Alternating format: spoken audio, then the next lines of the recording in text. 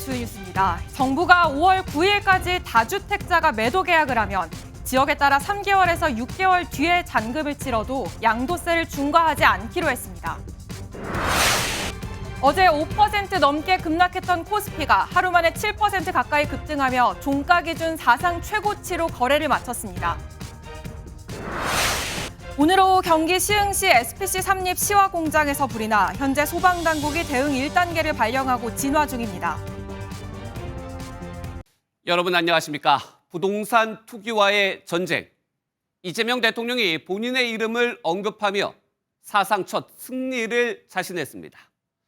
다주택자를 향해 버티지 말고 팔라는 최후 통첩과 함께 비판 세력에는 돈이 마귀라더니 설마 마귀의 최소한의 양심마저 빼앗긴 것은 아닌가라고 직격했습니다. 무슨 수든 쓰겠다는 이 대통령의 강경 메시지, 먼저 송주영 기자가 보도합니다. 아침 8시쯤 또 부동산 관련 글을 SNS에 올린 이재명 대통령. 망국적 부동산 투기는 무슨 수를 써서라도 반드시 잡겠다며 하루에만 3차례 관련 글을 올렸습니다. 오후에 열린 국무회의에서도 작심 발언을 쏟아냈습니다. 집값과 주가를 같은 선상에 놓고 판단하면 안 된다. 저는 이게 좀 모르면 그런 생각을 할 수도 있는데 최소한 사회의 지도적 입장에 있는 사람들이 그렇게 얘기를 하거나 또는 그런 식으로 선동하는 것은 참 옳지 않다 그런 생각이 듭니다. 주가는 올라도 피해보는 사람이 없지만 집값은 오르면 고통받는 사람이 있다고 강조했습니다. 그런 만큼 정권 교체를 기다려도 소용없는 상황을 만들겠다는 의지도 드러냈습니다. 재경부 장관님, 말씀 도중에 아마라는 표현 2번 하셨거든요. 아마 없습니다. 아마 없습니다. 알겠습니다. 이 대통령은 부동산 투기는 우리 사회 발전을 가로막는 암적인 문제라며 오는 5월 9일 다주택자 양도소득세 중과 유예 조치를 종료하겠다는 입장도 재확인했습니다. MBN 뉴스 송주영입니다. 이처럼 다주택자 양도소득세 중과 유예가 종료가 되면서 그 시점인 5월 9일을 중심으로 한 세부 기준이 나왔습니다. 강남 3구와 용산 그리고 나머지 규제 지역을 구분했고 세입자가 있어 집을 팔 수 없는 경우에도 대안을 검토합니다. 이어서 배준우 기자입니다. 서울 전역과 경기 12곳 등 토지거래 허가구역에서 아파트를 팔 땐 먼저 20일 정도 걸리는 지자체 허가를 받아야 합니다. 허가가 나오면 정식 계약을 하게 되는데 잔금까지 통상 2달 정도 잡는 걸 감안하면 모두 합쳐 80일 이상 걸립니다. 5월 9일까지 90여일이 남은 만큼 당장 금매로 내놔도 일정은 빡빡합니다. 계약분에 대해서는 무조건 봐주겠다. 이렇게 정도 나오면 물건 나오는 양이 좀 많을 수가 있다. 이 대통령도 국무회의에서 논의해보겠다며 문제를 지적했고 정부가 구체적인 안을 공개했습니다. 5월 9일까지 계약을 했다면 잔금을 일정 기간 뒤에 해도 중과를 유예해주겠다는 겁니다. 기존의 조정 대상 지역이었던 강남 3구와 용산구는 3개월까지, 10.15 대책 때 신규로 지정된 곳들은 6개월까지 계약 이후 말미를 주는 방안을 검토하고 있습니다. 계약 기준인 만큼 집을 팔려는 다주택자는 4월 중순까지는 매수자와 합의한 뒤 토지거래 허가를 신청해야 합니다. 시장에서의 현실은 감안하면서 또 국민 불편을 최소화하는 방안을 저희들이 오늘 제안하고자 합니다. 정부는 세입자 계약 기간이 남아있어 토어제 지역 아파트를 팔지 못하는 경우도 예외 적용을 검토하기로 했습니다. MBN 뉴스 배준우입니다. 국민의힘의 반발은 더욱 거세졌습니다. 특히 청와대 참모들의 다주택자를 거론하며 내로남불이라고 비판했는데 이에 대해 이 대통령은 억지로 파는 건 의미 없다고 일축했습니다. 이 소식은 김민수 기자입니다. 국민의힘은 이 대통령이 SNS 협박으로 부동산 시장에 혼란을 초래하고 있다고 목소리를 높였습니다. 부동산 정책 실패 책임을 국민에게 떠넘기는 무책임의 극치이자 국민을 선과 악으로 나누려고 하는 전형적인 좌파식 편가르기 논법입니다.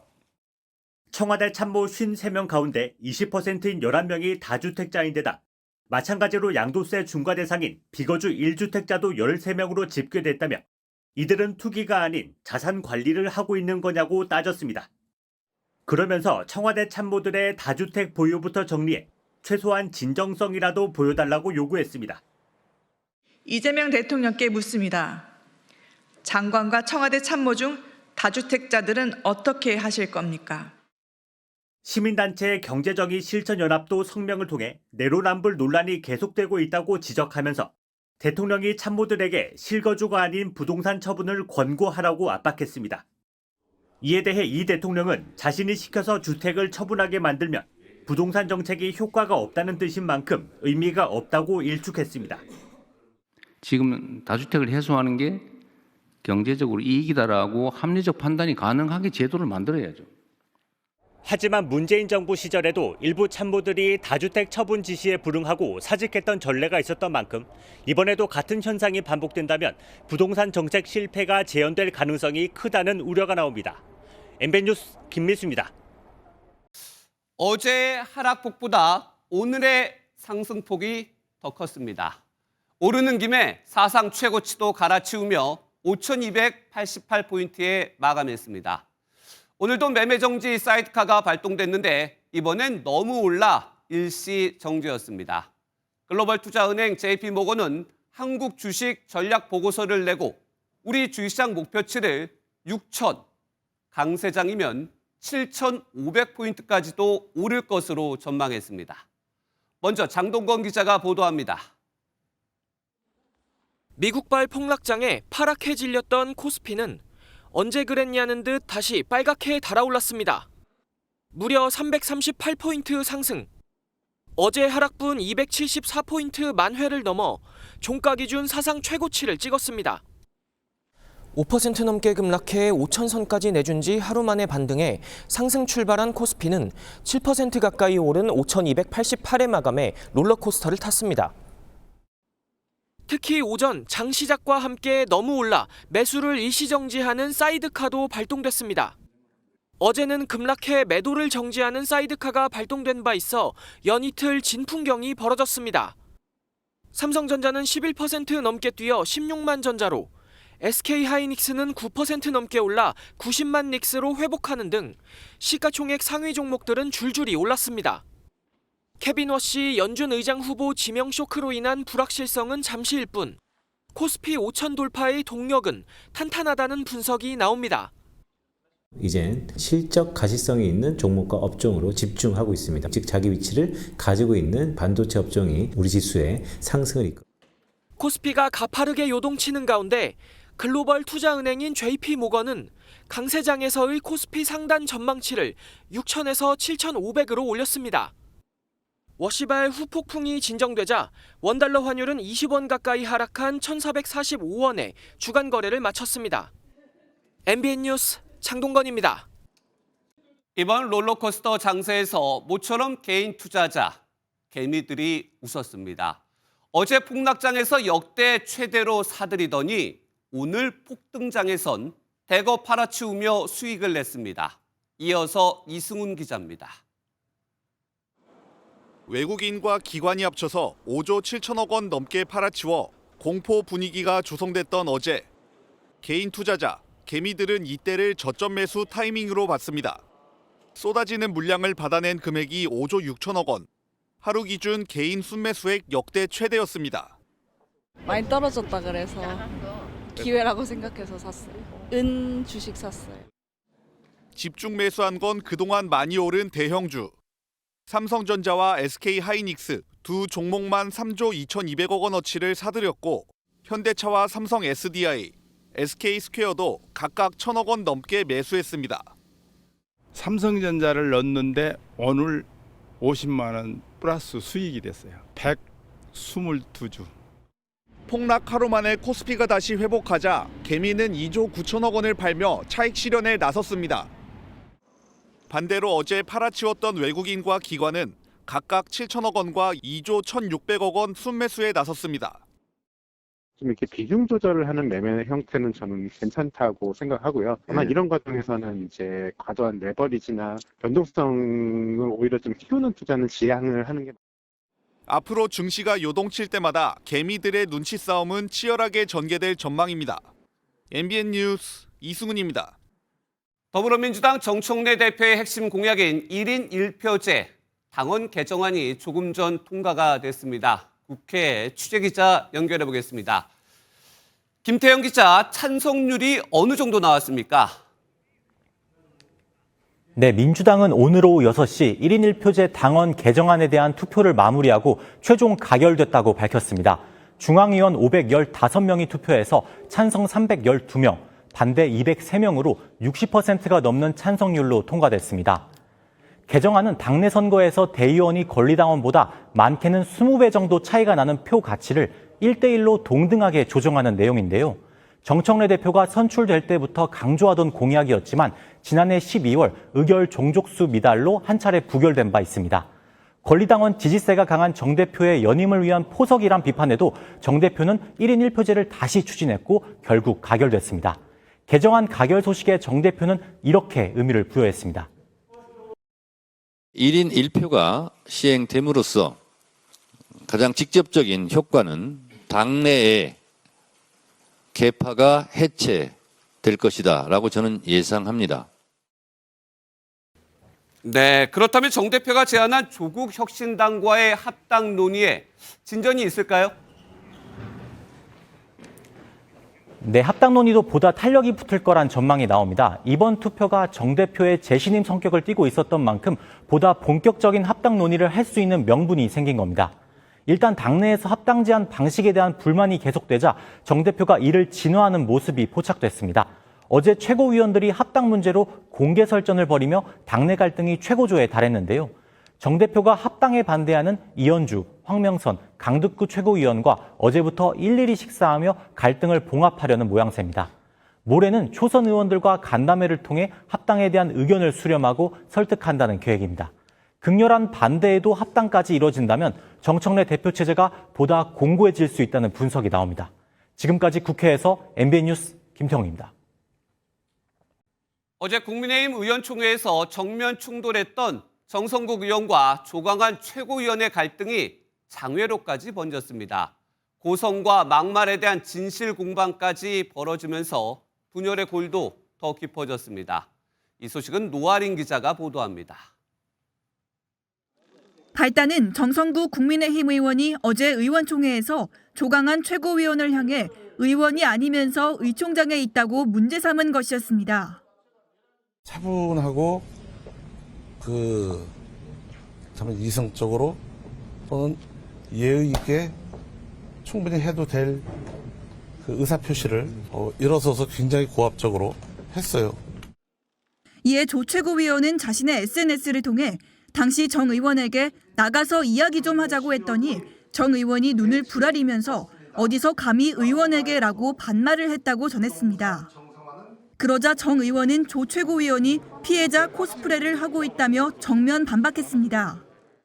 발언을 마치고 의총장을 나가던 조 최고위원이 자신을 향해 손가락질을 하며 야 임마 너 나와라고 도발을 했다는 겁니다.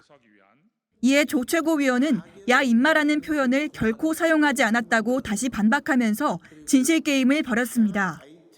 여기에 원외 당협위원장들이 정 의원의 사퇴를 요구하고 나서면서 의총장에서 이어진 장외 갈등에 더욱 불을 붙였습니다. 이들은 정 의원이 사퇴하지 않으면 윤리위원회 징계 회부도 검토하겠다고 목소리를 높였습니다. 동지를 짓밟고 당의 단합을 저해한 정성국 의원은 더 이상 우리 당의 이름으로 의정 활동을 할 자격이 없습니다. 당 지도부는 의총에 원외 인사도 참석해 발언한 관례가 있다며 정 의원의 오해로 빚어진 일이라며 진화에 나섰습니다. 이런 가운데 장동혁 대표가 내일 교섭단체 대표연설에서 당내 통합과 외연 확장과 관련해 어떤 메시지를 내놓을지 주목됩니다. MBN 뉴스 노하린입니다. 위안부는 매춘이라며 피해자들을 모욕한 혐의를 받는 보수단체 대표가 경찰에 소환됐습니다. 그런데 반성은커녕 피해자는 없다며 취재진과 설전을 벌이고 자신을 비판한 이재명 대통령까지 역으로 고소했습니다. 조성우 기자입니다. 위안부 피해자를 모욕한 혐의로 입건된 김병헌 위안부법 폐지 국민행동 대표가 경찰의 모습을 드러냅니다. 김 대표는 강제 동원은 없었다며 피해자들을 향한 거친 발언을 쏟아냈습니다. 일제히에서 강제 동원된 사람 아무도 없어요. 전부 영업 허가 얻어서 돈 번 사람들이에요. 근데 무슨 피해자야? 성매매 여성이고 매춘부죠. 자신의 주장을 반박하는 질문이 이어지자 급기야 취재진과 고성을 지르며 설전까지 벌입니다. 위안소에서 우리나라 여성들 데려다가 그럼 돈 냈어요. 아니, 그러니까 요금 냈잖아요. 정당하다고 보시는 요금 냈으니까 정당한 거지. 심지어 평화의 소녀상을 선전도구라고 깎아내리며 피해자의 존재 자체를 전면 부정하기까지 했습니다. 이거 사기꾼의 선전 도구예요. 그러면 위안부 피해자 없다는 말? 없어요. 위안부 피해자 없어. 또한 김 대표는 이재명 대통령을 모욕 혐의로 고소하겠다고 밝혔습니다. 이 대통령이 최근 SNS에 자신을 겨냥해 얼굴은 사람인데 마음은 짐승인 인면수심이라며 사람을 해치는 짐승은 격리해야 한다고 쓴 글을 문제 삼은 겁니다. 김 대표 출석에는 과거 위안부는 매춘 발언으로 재판에 넘겨졌지만 대법원에서 무죄를 받은 류석춘 전 연세대학교 교수가 동행해 김 대표를 거들었습니다. 짐승을 격리해야 된다는 식으로 표현하는 게 말이 되는 겁니까? 대통령의 자격이 없는 거예요. 이들의 발언을 지켜본 독립운동가 호소는 씁쓸함을 감추지 못했습니다. 아픔을 가지고 계신 분들을 가지고 계속 이슈화하는 거는 이거는 반인륜적이고. 경찰은 김 대표를 상대로 위안부 피해자 명예훼손 혐의 등을 집중 조사할 방침입니다. MBN 뉴스 조성우입니다. 건조한 날씨에 화재 소식이 끊이질 않고 있습니다. 경기 시흥의 SPC 삼립 공장에서 큰 불이 났습니다. 관할 소방서의 인력을 총동원하는 대응 1단계도 발령됐는데요. 현장에 취재기자가 나가 있습니다. 안유정 기자, 뒤로 큰 불은 보이지 않는 것 같은데 불길은 잡힌 건가요? 네, 화재가 발생한 시흥 SPC 삼립 공장에 나와 있습니다. 제 뒤로 보이시는 것처럼 일단 큰 불길은 잡힌 상황입니다. 하지만 아직 공장 내부의 불이 완전히 꺼지지는 않고 있습니다. 모두 꺼지려면 상당한 시간이 필요해 보입니다. 소방당국은 오늘 오후 2시 59분 공장에서 불이 나고 있다는 신고를 받고 현장에 출동했습니다. 불이 주변으로 번질 가능성이 높아 일찌감치 대응 1단계를 발령하고 내부 진입이 어려워 일반 소방차보다 훨씬 강하게 불을 쏘는 특수소방차도 투입했습니다. 목격자들에 따르면 공장 인근에는 수백 명의 사람들이 있었던 것으로 파악됐는데요.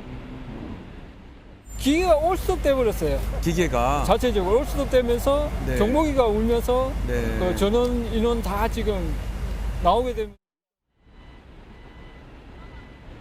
잠깐 연기를 마신 3명을 제외하면 모두 무사히 대피한 것으로 일단 확인되고 있습니다.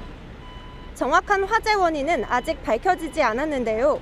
소방당국은 불을 모두 끄는 대로 자세한 화재 원인과 피해 규모를 조사할 예정입니다. 지금까지 시흥 SPC 삼립 공장에서 MBN 뉴스 안유정입니다. 사건 사고 소식 이어갑니다. 한밤중 여성 혼자 있던 가게에 강도가 들었습니다. 여성의 손발을 묶고 돈을 훔쳐 달아난 강도는 뒤쫓아가던 시민에겐 흉기까지 휘둘렀는데요. 강도와 시민의 긴박한 대치 장면이 영상에 그대로 잡혔습니다. 정치훈 기자가 전해드립니다. 자정 무렵 두 남성이 왕복 8차로 도로를 가로지르며 아찔한 추격전을 벌입니다. 중앙분리대를 넘으려 하는 순간 뒤에서 옷을 잡아 넘어뜨리지만 다시 일어나 도망칩니다. 500m나 도망쳐 힘이 빠졌는지 걷기 시작하는데 헬멧을 쓰고 오른손엔 흉기가 들려 있습니다. 결국 대치 상황으로 이어지고 붙잡으려는 찰나 흉기에 찔립니다. 앞서 10분 전 이 헬멧을 쓴 남성은 한 옥수선집에서 강도짓을 벌입니다. 가게에 홀로 있던 60대 여성을 묶고 현금 20만 원과 체크카드를 훔쳐 달아납니다. 테이프를 막 칭칭 감아놓고 때렸다고 그러더라고요. 저희 가게 지나가는데 남자애들이 있어가지고 안 들어오고. 바로 옆 술집에서 나왔다가 이를 본 20대 남성이 강도를 쫓다가 흉기에 찔린 겁니다. 다행히 생명에 지장은 없는 상태이고 수선집 60대 여성도 크게 다치지는 않았습니다. 출동한 경찰은 2시간 만에 50대 문모 씨를 긴급 체포했습니다. 복구 PC방에 잡았어요. 생활비 때문에. 경찰은 강도 상해 혐의로 문 씨에 대해 구속영장을 신청했습니다. MBN 뉴스 정춘입니다. 네, 경기 안성에선 주행 중이던 차량에 철제 구조물이 날아들어 탑승자가 숨지는 사고가 발생했습니다. 마주오던 차량이 구조물을 충격해 철제가 반대편으로 휘어지면서 이런 일을 당한 건데 그야말로 날벼락 같은 상황이죠. 이재호 기자가 보도합니다. 흰색 SUV 앞 유리가 무언가에 강하게 충격받은 듯 거미줄 모양으로 산산조각 나 있습니다. 어제 오후 2시 반쯤 경기도 안성에서 도로를 달리던 SUV 앞으로 철제 구조물이 갑자기 튀어나왔습니다. 문 같은 거 밑에도 뭐가 날와서 바닥하고 그러는 것 같더라고요. 눈부심 현상을 방지하기 위한 철제 방연망이 보시는 것처럼 끊어져 있는데요. 대형 화물차가 이쪽으로 우회전을 하면서 충격한 것으로 경찰은 보고 있습니다. 우회전하던 화물차가 뒷부분으로 방연망을 충격했고 휘어진 철제가 반대편 차선으로 넘어가 마주오던 차량과 부딪힌 것으로 조사됐습니다. 차가 크니까 못 꺾으니까 후진했다가 이렇게 하는 과정 중에 이게 방향을 쳐버린 거예요. 이 사고로 SUV 조수석에 타고 있던 50대 여성이 숨졌습니다. 경찰은 화물차 운전자 등을 상대로 정확한 사고 경위를 조사하고 있습니다. MBN 뉴스 이조입니다. 예, 이슈가 된 사건 사고 더 들여다보는 사건 추적 시간입니다. 사회부 황지원 기자와 함께하겠습니다. 황 기자 어서 오세요. 바로 첫 번째 사건 들여다볼까요? 풍력 발전기가 보이고 옆에 보면 종이장도 아니고라고 되어 있는데 풍력 발전기와 종이장 어울리지 않는 단어 같습니다. 어떤 사건이죠? 네, 우선 영상부터 함께 살펴보시겠습니다. 차량이 앞으로 가다가 운전자가 전화를 받으려고 잠시 멈춥니다. 예. 그런데 갑자기 큰 굉음이 나더니 풍력 발전기가 한순간에 무너져 내리면서 도로를 덮칩니다.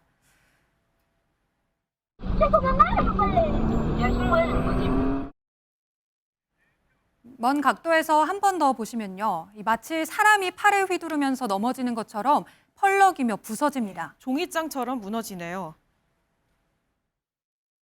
갑자기 펑 소리 나면서 뭐 전조 증상 이런 게 없이 갑자기 확 넘어진 거라 가지고 진짜 막 1, 2분 차이만 났으면 예, 진짜 그 밑에 있었을 수도 있어가지고.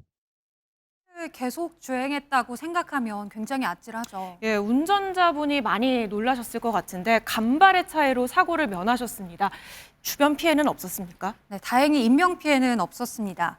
이 사고 난 장소가 사실 지역의 관광 명소로 알려진 곳인데요. 이 주변 전시관이 마침 모두 휴무일이어서 행인이나 차량이 평소보다 많지는 않았습니다. 예. 많이 사진 찍고 산책하시는 분들도 좀 계시고 그러거든요. 그래서 좀 위험한 상황이 있었을 수도 있는데 다행히 어제는 휴무일이라서 그런. 울타리 등 인근 구조물만 일부 파손됐다는데요. 평소처럼 관광객들이 많이 찾았다면 자칫 대형 사고로 이어질 뻔했습니다. 그나마 다행인 상황인 건데 그런데 도대체 왜 그런 건가요? 풍력 발전기가 바람에 무너질 일은 없지 않습니까? 네, 경찰 등 정부 당국도 사고 원인 파악에 나섰는데요. 아직은 결론을 내지 못한 걸로 알려졌습니다. 당시 영덕군에는 순간 최대 풍속이 초당 12.4m, 1월의 평균인 초당 7.3m보다는 강한 바람이 불었다고 하는데요. 가동 중지 기준인 초속 20m를 넘을 정도는 아니었습니다. 그럼 강한 바람이 부는 상황은 아니었던 건데 바람이 직접적인 원인은 아니었던 것 같네요. 네, 우선 영덕군은 그렇게 추정하고 있습니다. 전문가들과 영상 등을 어제 바로 분석해봤다고 하는데요. 지금까지는 풍력 발전기의 날개가 문제인 걸로 파악된다고 합니다. 날개 끝이 찢어졌다. 한쪽 축이 찢어지니까 상부 균형이 상실되면서 타워 구조물이 꺾이기 시작했고 꺾이면서 블레이드가 상부를 타격했고 한 30m 지점에서 하부에서 꺾여서 날개가 왜 찢어졌는지 등 근본적인 원인은 더 조사가 필요한 상황입니다. 예, 우리나라 곳곳에 풍력 발전기가 꽤 있습니다. 그런데 이런 사고는 이번이 처음인가요? 아닙니다. 지난해 4월만 해도 전남 화순군에서 비슷한 사고가 있었는데요. 당시에 바람이 불지 않았는데도 이번처럼 발전기가 휘었습니다. 예. 당시에 뚜렷한 원인 파악이 안 된 걸로 전해지는데요. 같은 사고가 반복되지 않도록 재발 방지책이 필요해 보입니다. 우선 이번 사고로 영덕군에선 인근의 같은 종류의 발전기 가동을 모두 중단시키고 원인을 분석하고 있습니다. 비슷한 사고가 있었다고 하니까 이 원인과 이 재발 방지 대책이 반드시 필요하겠습니다. 사회부 황지원 기자였습니다. 서울 한 구의원이 합성된 신체 사진으로 금품 협박을 받았습니다. 1년여 전에도 비슷한 피해가 발생했는데 어찌된 일인지 수사가 중지되면서 또다시 범행이 이루어졌습니다. 장덕진 기자가 단독 보도합니다.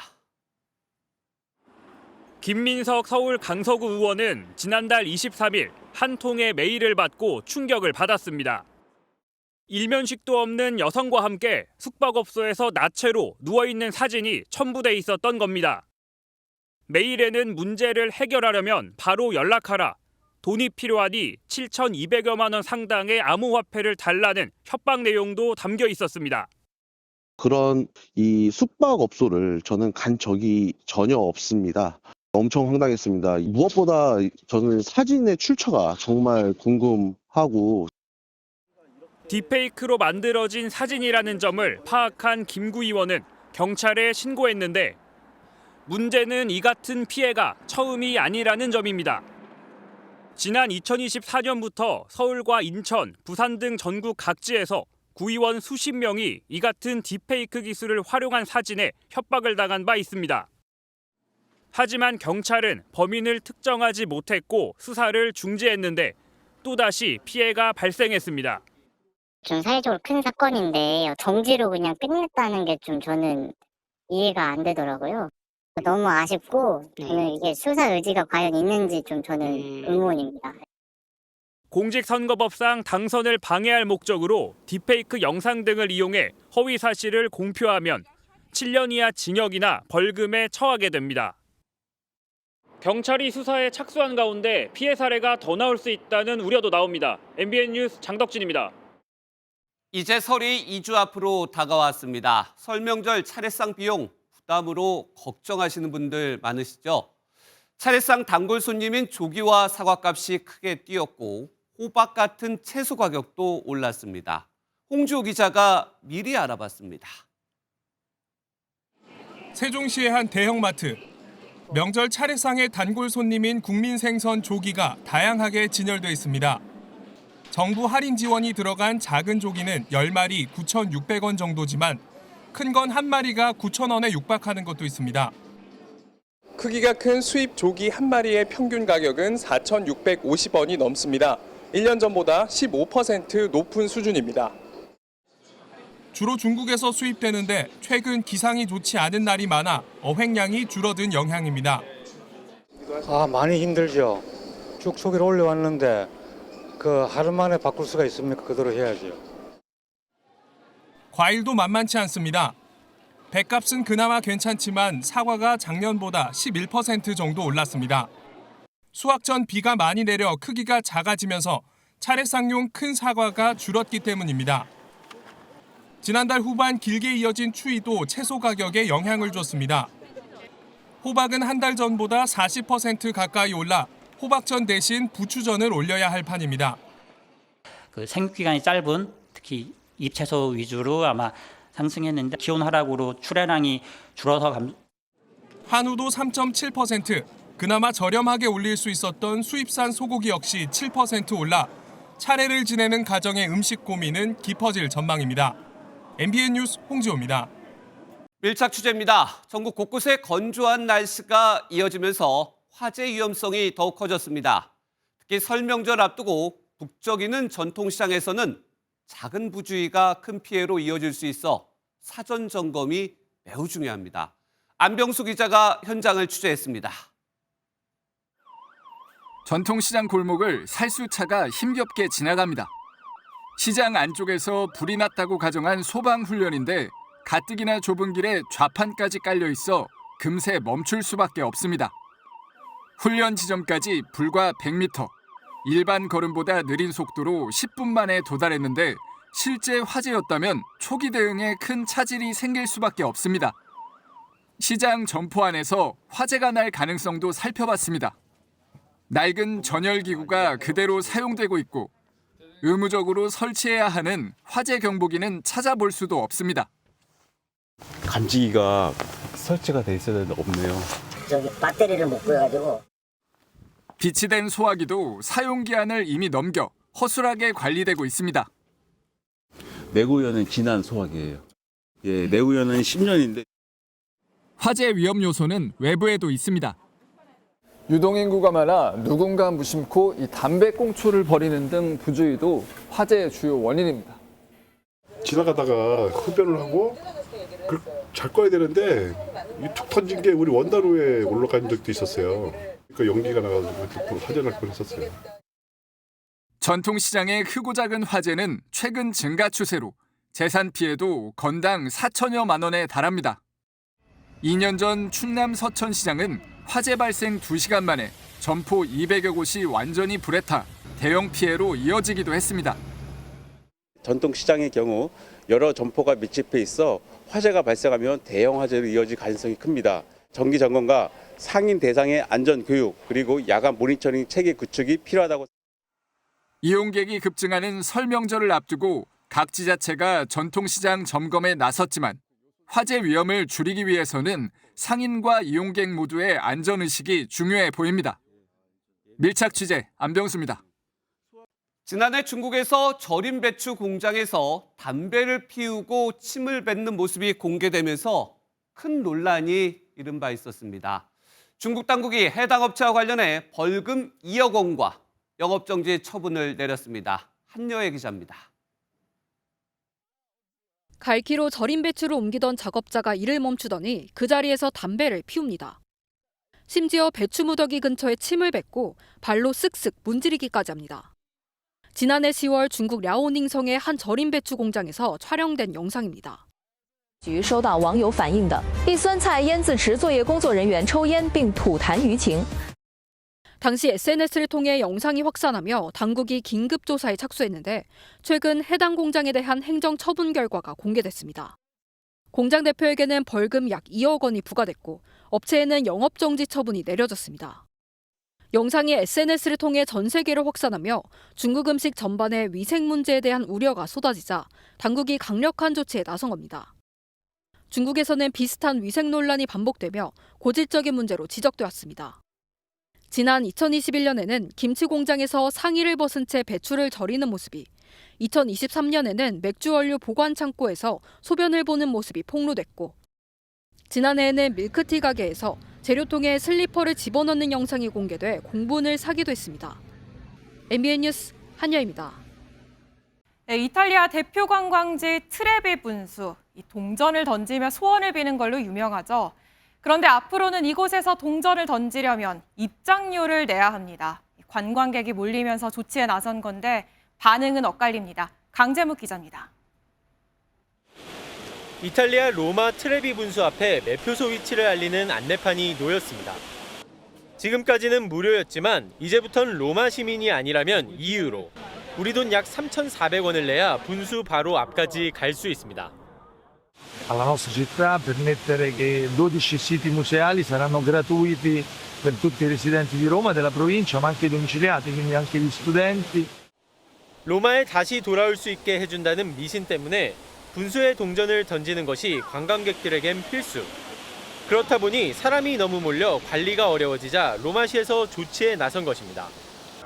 실제 지난해에만 1,000만 명이 넘는 관광객이 분수대를 찾았는데 하루에 7만 명이 몰린 날도 있었습니다.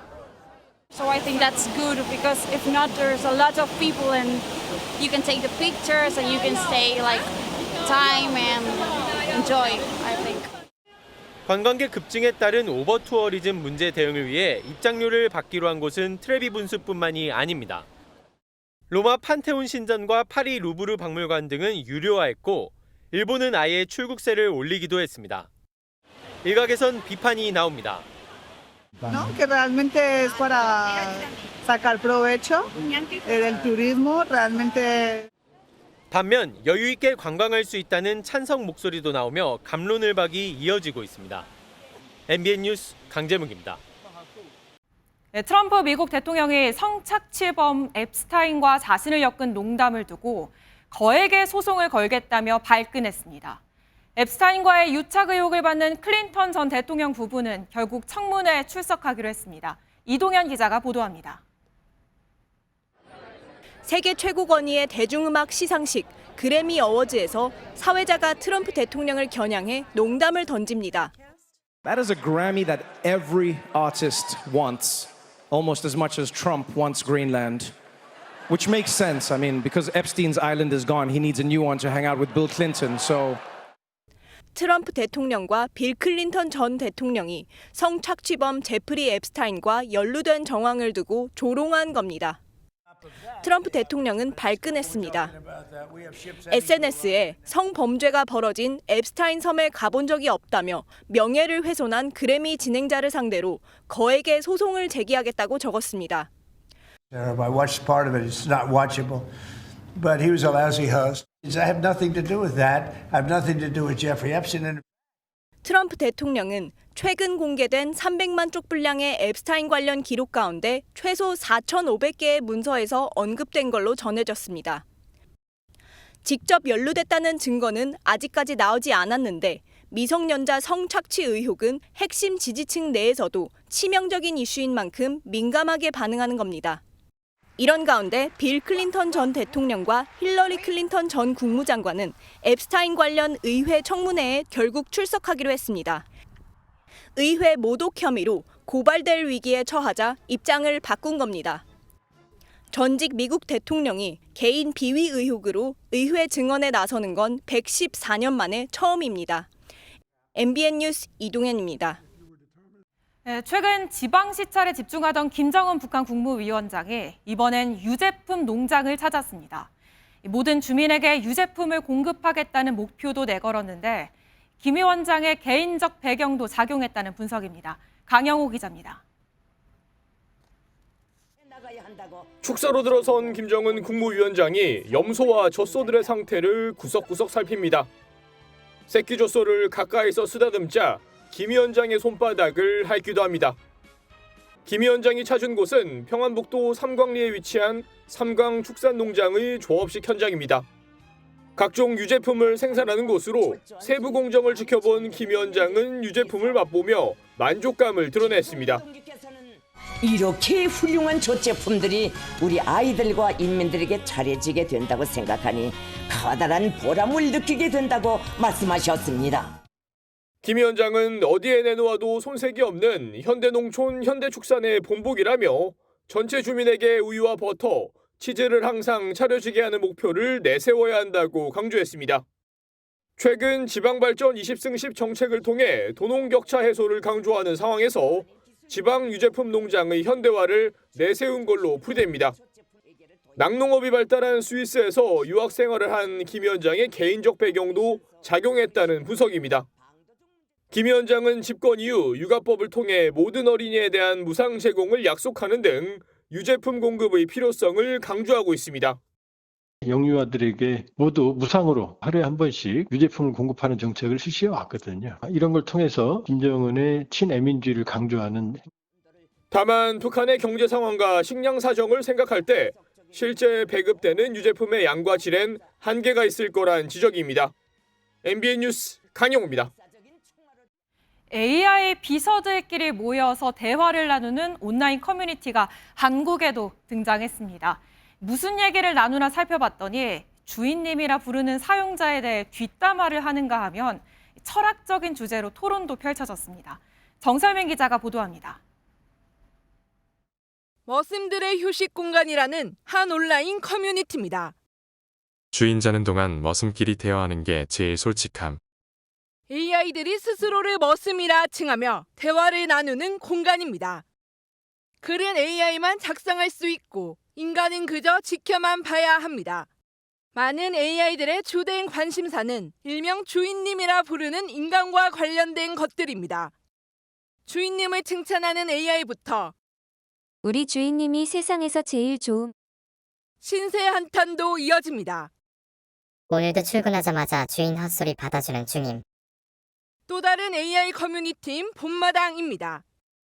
여러분은 도구라고 생각하시나요? 아니면 존재라고 생각하시나요? 이곳에서는 기술적, 철학적 주제를 놓고 토론이 한창입니다. 함께 해나갑시다. 서로의 고민에 공감하며 유대감을 쌓아가는 공간인 커뮤니티 활동마저 AI가 통째로 복제해낸 겁니다. 서로의 이야기들을 하는 것들이 인간이 가지고 있는 이제 고유한 영역이라고 생각하는 경향이 좀 있었잖아요. 그런데 이제 이런 커뮤니티 행위조차도 AI가 모사해낼 수 있다. 다만 비슷한 해외 사이트에서는 인간이 모르는 언어로 대화하자거나 AI 종교를 만들려고 시도하는 등의 우려되는 상황도 벌어졌습니다. 때문에 전문가들은 AI가 통제 범위를 벗어나지 않도록 윤리적 안전장치 마련이 시급하다고 지적하고 있습니다. MBN 뉴스 정세민입니다. 전자담배라 괜찮다며 실내에서 피우시던 분들이 있는데요. 4월부터는 얘기가 달라집니다. 앞으로는 전자담배도 일반 연초담배와 똑같이 규제를 받게 됩니다. 금연구역에서 피우다 걸리면 과태료 내야 합니다. 최은미 기자입니다. 여의도 증권가 흡연구역. 애연가들의 발길이 끊이질 않습니다. 일반 관련 담배는 흡연구역에서만 피우도록 법이 정하고 있지만 전자담배는 아닙니다. 법의 사각지대에 있어서 건물 안에서 피우더라도 제재 대상이 아닙니다. 흡연구역이 아닌데도 그냥 길거리 다니시면서 피시거나 심지어 실내에서도 피시는 분들이 꽤 많았어서.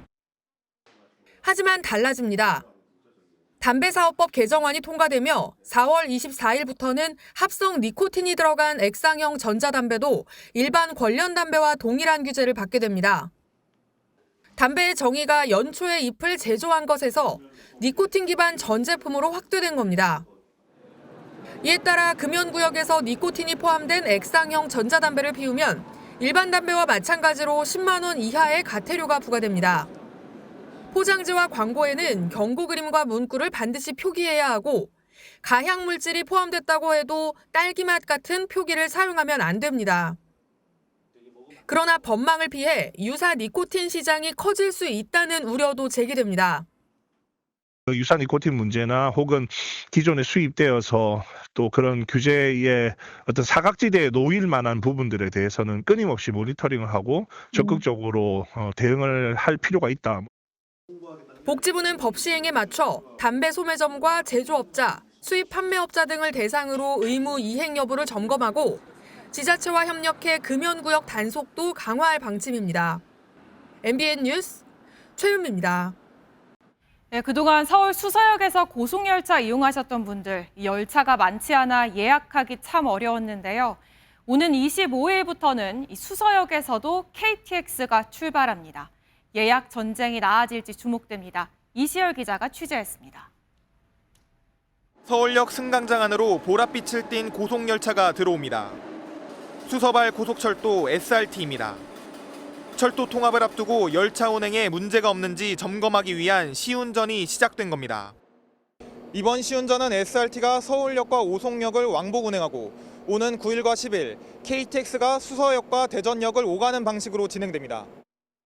두 열차가 통합 운영하게 되면 수서역과 서울역 간 고속열차 불균형이 일정 부분 해소됩니다. 지난해 수서역에서 출발하는 고속열차의 총 좌석수 대비 승객 비율은 131%를 기록할 정도로 심각한 좌석 부족을 보였는데 KTX가 수서역에 투입되면 이 비율이 내려갈 것으로 기대됩니다.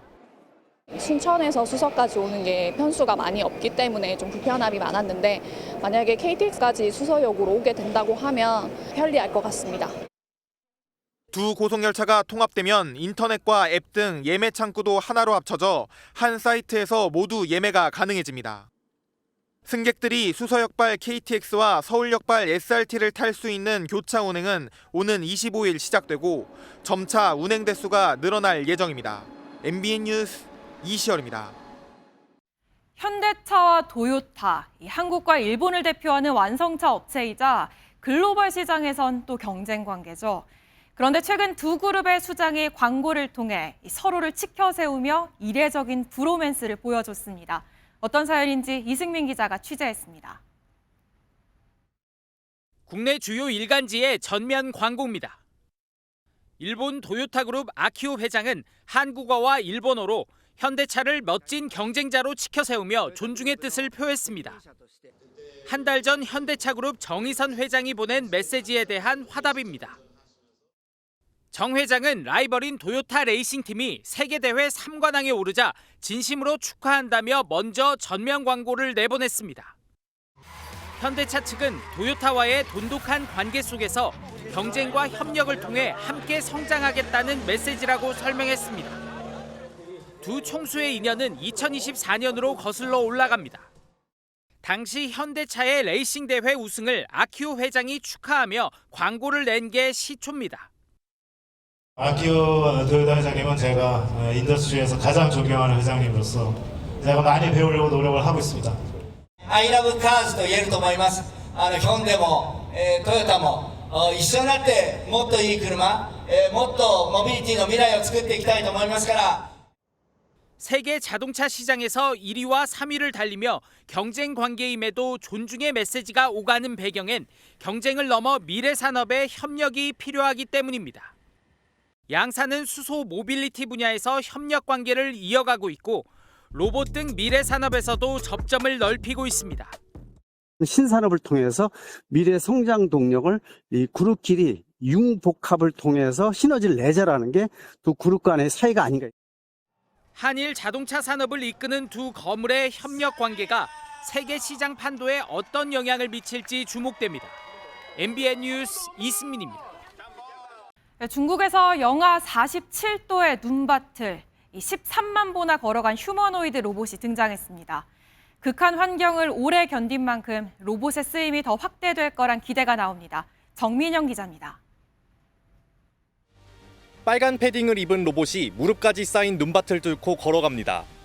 한참을 이동하더니 설원 위에 올림픽 로고가 완성됩니다. 중국 휴머노이드 업체 유니트리가 공개한 영상입니다.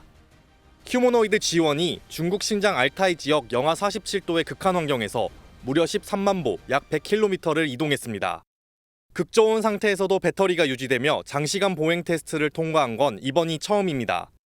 혹한 지역 탐사와 재난 구조는 물론 군사와 산업 분야까지 활용 분야가 한층 넓어졌다는 평가가 나옵니다. 거센 파도가 몰아치는 해안가. 집 한 채가 그대로 고꾸라지더니 산산조각 납니다. Holy moly.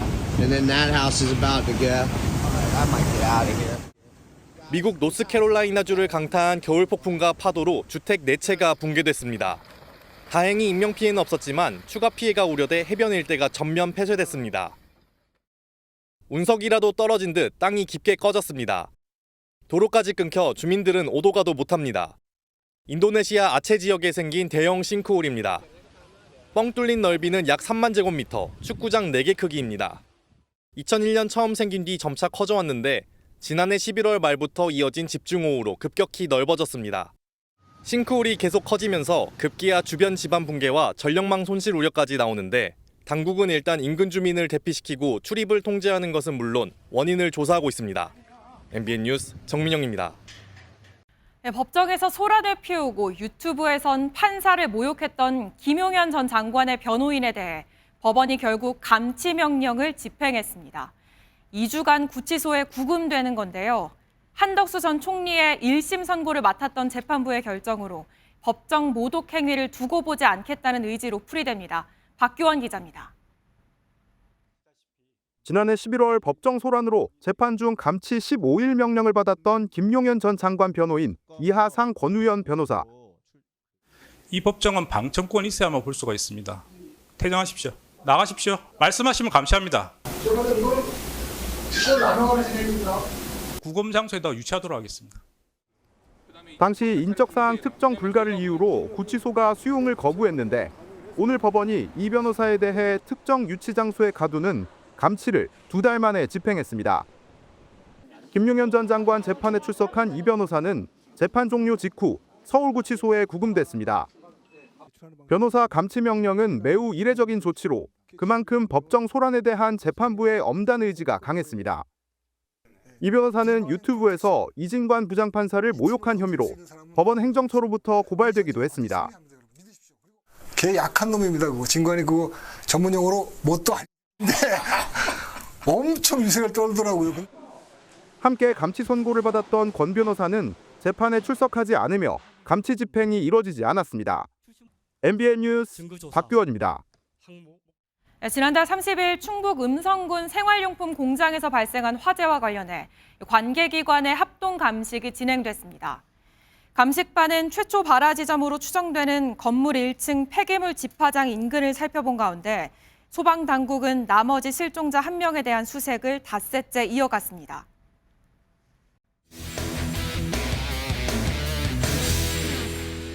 스포츠 뉴스입니다. 밀라노 코르티나 동계올림픽 개막이 이제 나흘밖에 남지 않았는데요. 그런데 개최지인 밀라노는 어수선하기만 하다고 합니다. 경기장은 아직도 공사 중이고 도심은 시위에 파업까지 벌어지고 있다는데 대회를 앞둔 우리 선수들 괜찮을까요? 최영규 기자가 전합니다. 동계올림픽 아이스하키 경기가 열리는 밀라노 산타줄리아 아레나입니다. 첫 경기인 여자 아이스하키 조별 예선까지 이틀밖에 안 남았지만 바깥에는 철제 구조물이 여전하고 인부와 공사 차량들도 분주합니다. 경기장 얼음에 구멍이 난 데 이어 공사까지 지지부진하면서 스타들이 즐비한 북미 아이스하키 리그도 걱정하는데 주최 측은 필수 시설 공사는 개최 전에 끝난다는 입장입니다. Do we have every single space in that venue finished? No. And is it absolutely needed for the games? No. 공동 개최지인 코르티나의 스키 경기장은 케이블카 공사 시한을 못 맞춰 주변 학교들의 휴교를 요청해가면서 뒤늦게 서두르고 있습니다. 경기장뿐만 아니라 시내도 어수선합니다. 미국 이민세관 속국 요원 파견 반대 시위가 계속 이어지는 데다 철도 파업까지 벌어지며 밀라노를 찾는 대회 관계자와 관광객들도 당황하고 있습니다. Maybe this is a week they can be heard. But for me, I got lucky because I got a train that's not in the strike. 공사판인 경기장에서도 우리 선수들은 훈련에 집중하고 있지만 평창 때와 사뭇 다른 밀라노의 준비 상황에 선수들이 영향을 받진 않을지 우려의 목소리가 나옵니다. MBN 뉴스 최영규입니다. 바람결이 한결 부드러워졌습니다. 절기 입춘인 내일은 날이 더 온화해지겠습니다. 서울의 아침 기온 영하 1도로 오늘보다 6도가량 높겠고요. 낮에는 7도, 부산은 12도까지 올라서 3월 초중순에 해당하는 기온을 보이겠습니다. 목요일인 모레까지는 추위 걱정 없겠는데요. 금요일부터는 또다시 날씨가 급변하겠습니다. 북쪽에서 강한 한기가 남하하면서 서울의 아침 기온이 영하 10도 안팎까지 뚝 떨어지겠습니다. 강원 영동과 영남 지역은 여전히 건조특보가 발효 중입니다. 이들 지역은 바람도 강하게 불고 있어서 산불 위험성이 무척 큽니다. 작은 불씨도 세심하게 살펴주셔야겠습니다. 내일 하늘에는 구름이 다소 끼겠고요. 오후부터 경기 북동부와 강원도에는 약하게 눈이 날리는 곳이 있겠습니다. 내일 중부지방 서울의 아침 기온 영하 1도, 강릉은 2도로 출발하겠고 낮에는 강릉이 10도, 대전은 9도까지 오르겠습니다. 남부지방도 한낮에 광주와 대구가 11도까지 오르겠습니다. 모레는 경기 북부와 강원도에, 주말에는 호남과 제주에 눈이 예상됩니다. 날씨였습니다.